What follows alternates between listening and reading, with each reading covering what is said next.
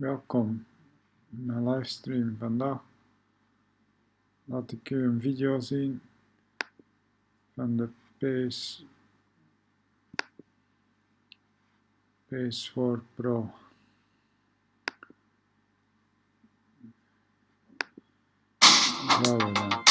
Is the PS4 Pro really worth buying? That's the big question a lot of us are asking. I'm lucky enough to have one of Sony's new consoles right here, which I'm going to put to the test on this behind me. This is a 4K HDR TV. It's a Samsung 49KS7000 series to be exact, and it's in a comically small room, hence why it doesn't even fit on this wooden bookcase here. I've had to get a weird extension for it, so apologies for a bit of a rubbish set that we're in, but the key point of the PS4 Pro is that it's 4K and HDR compatible. Now, I must admit, before we open this up and get to the proper review, I'm not quite as excited about this as I was way back when the original PS4 came out, which I handily still have the very broken box here, the Killzone. That was exciting. So first things first, let's get the Pro out of the box and see what we've got going on.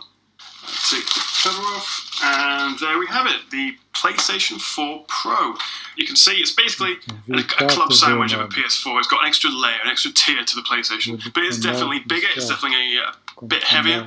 Now, one thing I noticed as I got this out of the box, and I'll show you what you get in the box, along with the PS4 Pro, of course, you get a new PS4 controller. Also, I noticed that in the box, the power cable does not fit the old PS4. It is a slightly different one. You also do get a HDMI cable in the box, which is great because you do, of course, need a HDMI 2.0 cable to make use of the high resolution and the 4K.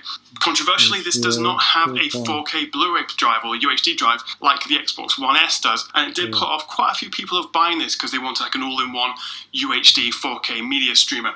And while this does stream 4K HDR stuff from Amazon, Netflix, so it still has a Blu-ray player but not a 4K one. So overall, it's a slightly bigger PS4. It's got an extra layer on it. As I say, it's a club sandwich PS4.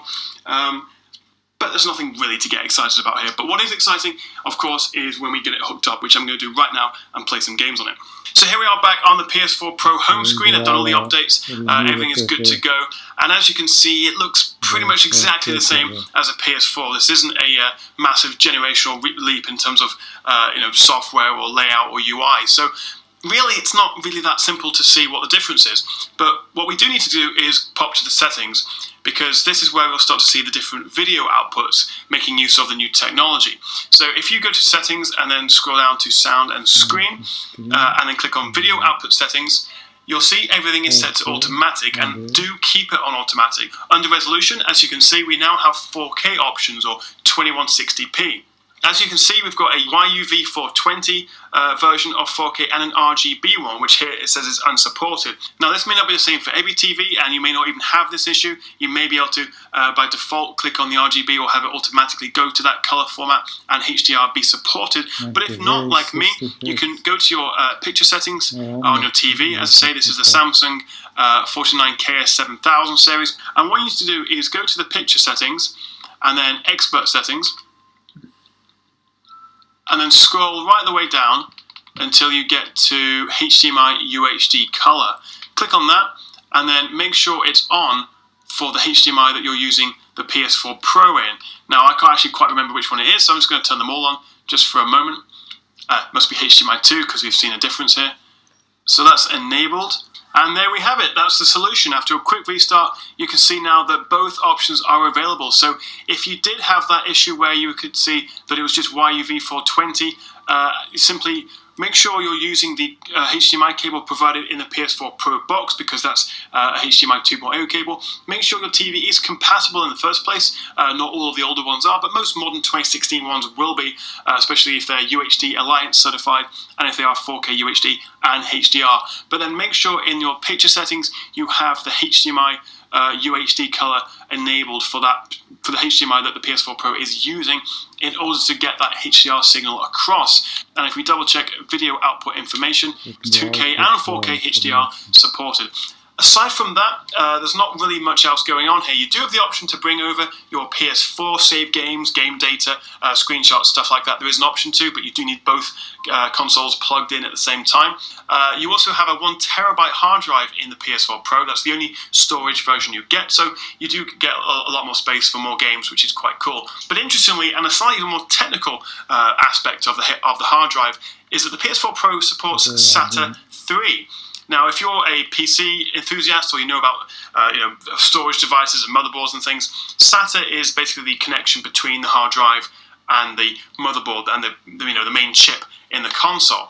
Now, going from SATA 2 in the PS4 to SATA 3 means you can get much faster speed transfers between hard drives. Now, the traditional hard drive, the hard disk drive, won't take advantage of that extra speed. So it will load times maybe a touch faster down to the better raw performance, but won't really be a big difference. But something that I haven't tried yet, but I will do in the future, is if you put an SSD, a solid state drive, or even one of the cheaper SSHD drives into your PS4 Pro, there's a good chance that this will really make a difference to load times because it will be able to take advantage of that faster SATA 3 connection.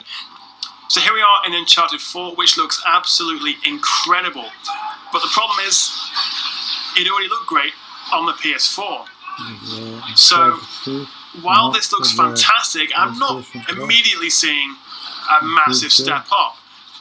This is in 4K, HDR enabled.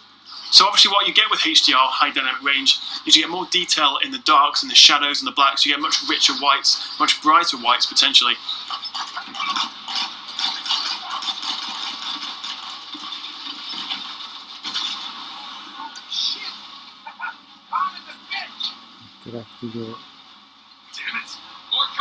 So what I am noticing playing Uncharted 4 here is it looks absolutely amazing, as you can see, but I'm not being blown away by the difference between this and the PS4, which I had already completed the game in. The detail is definitely a little bit sharper. You can see the individual raindrops on the sea a bit more easily, and when there's a bright explosions, like when that boat blew up, it really is like blindingly bright for a brief time. So you do get that extra sort of oomph from the HDR and also the sharpness from the 4K. If you're already a PS4 owner and you have a nice TV perhaps, is it worth buying the PS4 Pro? Possibly not. Of course, this is at its absolute best. Most people don't even have a 4K HDR TV, and where you will still see some improvements, it really is best seen in this sort of high-end 4K HDR goodness.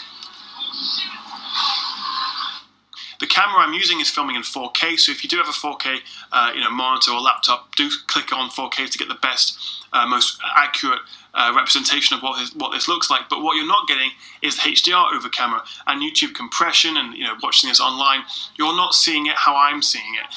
Interestingly, in The Last of Us, another Naughty Dog game, one of the best examples of showing off HDR and what it does is by looking at the clouds. There's a lot more detail when HDR is enabled. So not only is it brighter, more vivid, but there's more detail where it wasn't before.